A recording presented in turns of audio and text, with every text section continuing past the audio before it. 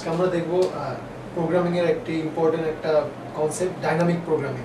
Dynamic programming এর concept আজকে আমরা দেখব। ডাইনামিক প্রোগ্রামিং কি এটা বলার আগে বলে নিই, যেহেতু প্রোগ্রামিং এর কিছু কনসেপ্ট থাকা লাগে। সি সি প্লাস প্লাস বা জাভা যে কোনো একটাতে কোড করলে আশা করি যে ক্লাস পুরোটা বুঝতে পারবেন। যদি ওই কোডিং আইডিয়া নাও থাকে তাও আমি কনসেপচুয়াল কথাবার্তা বলবো, আশা করি যে আপনাদের আইডিয়া হবে। প্রোগ্রামিং জানাটা নেসেসারি না, তবে জানালে সুবিধা। ডাইনামিক প্রোগ্রামিং কি আমি এখান থেকে পড়াবো। আমি পড়াবো হলো এই বইটা ফলো করবো, কর্মেনের অ্যালগরিদম, ইন্ট্রোডাকশন টু অ্যালগরিদম। এই চ্যাপ্টার 15 অনুযায়ী আমি আগাবো, যাতে আপনাদের বুঝতে সুবিধা হয়। রেফারেন্স পাইলে আপনাদের বুঝতে সুবিধা হবে।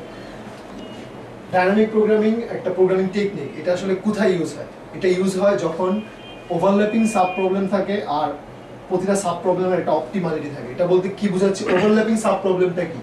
যেমন ধরুন অন্য যে কোনো সলিউশন টেকনিকে, মার্জ সর্ট বা অন্য কোনো সলিউশন টেকনিকে যে পুরা যে প্রবলেম সেটটা মানে পুরা যে সেটটা থাকে, সেই সেটটাকে দেখা যায় যে দুই ভাগে ভাগ করা যায়, যে দুই ভাগে ভাগ করে সলিউশন করে, এরপর এই সলিউশন দুটা মার্জ করে। কিন্তু ডাইনামিক প্রবলেমে কি হয় যে সাব প্রবলেমগুলো ওভারল্যাপিং হয়। প্রতিটা ছোট ছোট প্রবলেমগুলো দেখা যায় যে একটা একটার সঙ্গে ওভারল্যাপ করতেছে, তখন ডাইনামিক প্রবলেম অ্যাপ্রোচ ইউজ করতে হয়। আর অপটিমালিটি বলতে কি বোঝায়? যে সাব প্রবলেমগুলোকে যখন একসাথে সলভ করে আসল যে অপটিমাল প্রবলেম সলভ করতে হবে, এই জন্য প্রতিটা ছোট ছোট প্রবলেমের যেন অপটিমালিটি থাকে। যে মিনিমাম অপটিমালিটি বলতে যে মিনিমাম বা মিনিমাইজেশন বা ম্যাক্সিমাইজেশন প্রবলেম সবসময় দেখা যায় যে ডাইনামিক প্রোগ্রামিং কাজে লাগে। কোনো একটা জিনিসের মিনিমাম বা কোনো একটা জিনিসের ম্যাক্সিমাম। এখন ওভারল্যাপিং সাব প্রবলেম যেগুলো থাকে, সাব প্রবলেমগুলোরও যেন এই কনস্ট্যান্টগুলো রক্ষা হয়, এর জন্য আমাদের ডাইনামিক প্রোগ্রামিং এটা হলো মেইন। যে কোনো একটা প্রবলেম দেখে কিভাবে বুঝবেন, হয়তো এভাবে বললে বুঝতে পারতেছেন না, আমি নেক্সট এক্সাম্পলে যাই, তাহলে মনে আরো সহজে বুঝতে পারবেন। আর ডাইনামিক প্রোগ্রামিং এর আপনি বইতে 4টা স্টেপ দেখতে পারবেন। স্টেপগুলো আমি আস্তে আস্তে আগাবো। আমি শুরু করি একটা এক্সাম্পল দিয়ে শুরু করি, তাহলে আপনাদের বুঝতে সুবিধা হবে। মনে করি যে দুইটা অ্যাসেম্বলি লাইন আছে, কারখানার দুইটা অ্যাসেম্বলি লাইন। এখন প্রতিটা অ্যাসেম্বলি লাইনে মানে একটা যন্ত্র উৎপাদন করতে হলে 4টা মেশিনের মধ্যে দিয়ে যেতে হয়। এখন দুইটা অ্যাসেম্বলি লাইনে 4টা মেশিন আছে। প্রথম অ্যাসেম্বলি লাইনে ধরি যে ফার্স্ট মেশিনে, প্রথম অ্যাসেম্বলি লাইনের মেশিনটা, কোনো মেশিন ভালো কোনো মেশিন খারাপ, এখানে ধরি যে 10 সেকেন্ড সময় লাগে এটা হইতে। এই পরের অ্যাসেম্বলি লাইনে 5 সেকেন্ড বা 9 এরকম সময় লাগে। এখন সেকেন্ড অ্যাসেম্বলি লাইনেও এরকম কোনো একটা সময় লাগে। এখন আমার একটা মেশিন উৎপাদন হতে যে সবগুলো অ্যাসেম্বলি লাইনের মধ্যে দিয়ে যেতে হবে, অ্যাটলিস্ট 4টা মেশিনের মধ্যে দিয়ে যেতে হবে। এখন এখানে ইন্টারেস্টিং ব্যাপার হলো যে 10 নম্বর অ্যাসেম্বলি লাইনের প্রথম অ্যাসেম্বলি লাইনে যখন 10 থেকে 5 যাবে, ওটার জন্য আসলে কোনো সময় লাগবে না। সে এইখান থেকে যদি হয়ে যাওয়ার পরে পরের অ্যাসেম্বলি লাইনের পরেরটাতে চলে যেতে পারবে। কিন্তু সে যদি সেটা না করে পরের অ্যাসেম্বলি লাইনের সেকেন্ডটাতে আসতে চায়, তাহলে একটা সময় লাগবে। মনে করি যে 3 সেকেন্ড বা 4 সেকেন্ড এরকম একটা সময় লাগে। আবার এই অ্যাসেম্বলি লাইন থেকে যখন পরেরটাতে যাবে, যে এখানে থেকে যদি সেকেন্ড অ্যাসেম্বলি লাইনটাতে যায়, তাহলে তার এরকম একটা সময় লাগবে, যে ধরি 9 সেকেন্ড বা এরকম প্রতিটা থেকে পরেরটাতে যেতে হলে যে ইমিডিয়েট অ্যাসেম্বলি লাইনের পরেরটাতে গেলে কোনো সময় লাগবে না। কিন্তু যদি সেকেন্ড অ্যাসেম্বলি লাইন থেকে প্রথম অ্যাসেম্বলি লাইন বা প্রথম অ্যাসেম্বলি লাইন থেকে সেকেন্ড অ্যাসেম্বলি লাইনে যায়, তাহলে তার একটা সময় লাগবে। সে এরকম প্রতিটার ক্ষেত্রে এরকম করে সময় লাগবে। এখন আমাদেরকে বের করতে হবে যে সবচেয়ে কম সময়ে এই মেশিনটা উৎপাদন করা যাবে কত, সবচেয়ে কম সময়। যেমন যদি আমরা প্রথম মেশিনে পুরাটা যদি দিয়ে দেই, তাহলে হবে 10 যোগ 5 যোগ 9 যোগ 13। আর এই শুধু সেকেন্ড অ্যাসেম্বলি লাইন দিয়ে যদি মেশিনটা উৎপাদন করি, তাহলে সময় লাগবে 9 + 7 + 13 + 5। কিন্তু এখন যদি এরকম হয় যে প্রথম অ্যাসেম্বলি লাইনে ঠিক আছে, এখান থেকে ফার্স্ট পার্টসটা আমি অ্যাসেম্বলি লাইন 1 থেকে নিলাম, তারপরে সেকেন্ড অ্যাসেম্বলি লাইনের সেকেন্ড পার্টটা নিব, তাহলে কি হবে যে 10 এর সঙ্গে এই যে 3 সেকেন্ড সময় লাগবে এখানে যেতে, সেটা যোগ হবে, তারপরে এই 7টা যোগ হবে, এবং এরপরে মনে করলাম যে আর চেঞ্জ না করলাম, তাহলে 13 5 এরকম। এখন আমাকে বের করতে হবে সবচেয়ে কত সময় এই মেশিনটা উৎপাদন করা যাবে। এখন ইন্টারেস্টিং ব্যাপারটা দেখি। মনে করি যে assembly line 1 A A B C just 3টা পার্ট আমি চিন্তা করতেছি।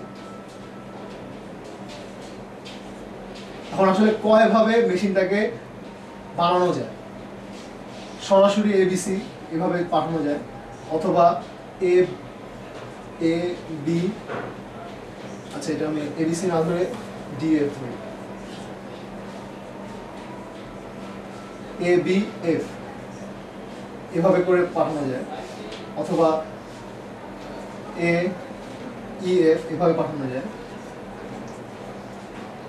অথবা এ ই সি এভাবেও পাঠানো যায়। তাহলে আমরা দেখতেছি যে প্রতিটা স্টেপে আমি প্রথম অ্যাসেম্বলি লাইন থেকে করতে পারি বা পরে অ্যাসেম্বলি লাইন থেকে করতে পারি, আমার আসলে চয়েস 2। তাহলে যদি আমার অ্যাসেম্বলি লাইনের এনটা অ্যাসেম্বলি লাইনের লেন যদি এন হয়, তাহলে আমার কাছে 2 টু দি পাওয়ার এনটা চয়েস। 2 টু দি পাওয়ার এনটা সবগুলো সলিউশন আমার চেক করে এরপরে বেস্ট সলিউশনটা দেওয়া, এটা আসলে অনেক বুঝতেই পারতেছেন যে অনেক এক্সপোনেনশিয়াল। এখন এর মান যদি অনেক বড় হয়, এটা আসলে সম্ভব না। এখন তাহলে কিভাবে সলভ করা যেতে পারে, এর আমরা ইন্টারেস্টিং ব্যাপারটা দেখি।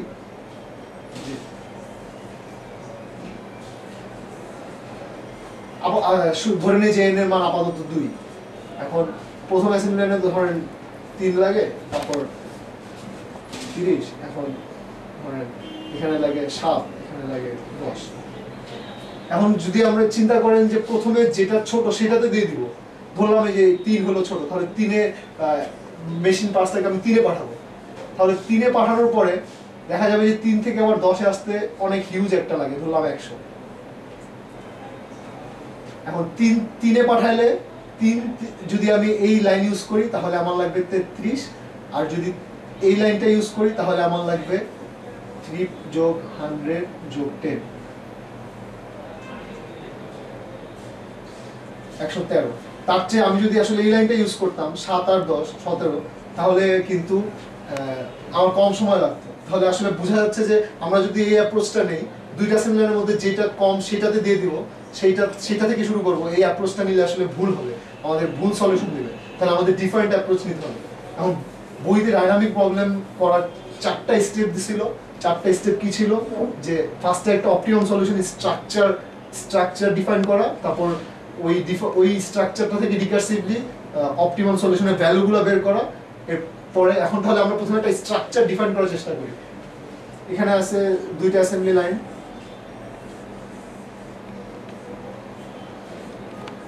আর আমরা যদি চিন্তা করে দেখি যে কোনো একটা এই যে একটা যে কোনো একটা সেল, অ্যাসেম্বলি লাইনের যে কোনো একটা সেল, ধরলাম এই সেলে আসতে আসলে কোথা থেকে আসা যায়? এই সেলে আসা যায় তার ইমিডিয়েট আগের এই সেলটা থেকে, অথবা এই সেলটাতে আসা যায় এই সেলটা থেকে। এখন আমরা ধরে নেই যে এখানে আগে এ পর্যন্ত আমি আসলে যাই আসছে বেস্ট সলিউশন, বেস্ট উপায় আসছে, ডিতেও বেস্ট উপায় আসছে, তাহলে ইতে কিন্তু আসলে ফিক্সড ভাবে আসা যায়, এখান থেকে আসা যায় অথবা এখান থেকে আসা যায়। এখন এখান থেকে আসতে হলে ধরলাম এটার একটা ভ্যালু থাকবে x, আবার এটার একটা ট্রাভেলিং, এটা যেহেতু সোয়াপ করতে হবে, অ্যাসেম্বলি লাইন চেঞ্জ করতে হবে, এটার একটা ট্রাভেলিং একটা ভ্যালু থাকবে, তো সেই ভ্যালুটা ধরলাম যে x2, আর এটার একটা ভ্যালু থাকবে y। এখন ই কে যদি a থেকে আসতে হয় তাহলে x প্লাস x2 ভ্যালু নিয়ে আসতে হবে, আর d থেকে আসতে হলে y ভ্যালু নিয়ে আসতে হবে। এখন আমরা দেখবো যে এই দুইটার মধ্যে যেটা মিনিমাম সেই ভ্যালুটা নিয়ে আমি নিতে আসবো, তাহলে ই এর জন্য এভাবে অপটিমাম সলিউশন বের করা যাবে। এভাবে করে আমাদের প্রতিটা সেলের জন্য বের করতে হবে। প্রতিটা সেলের জন্য বের করলে তাহলে আমরা সলিউশনটা পেয়ে যাবো।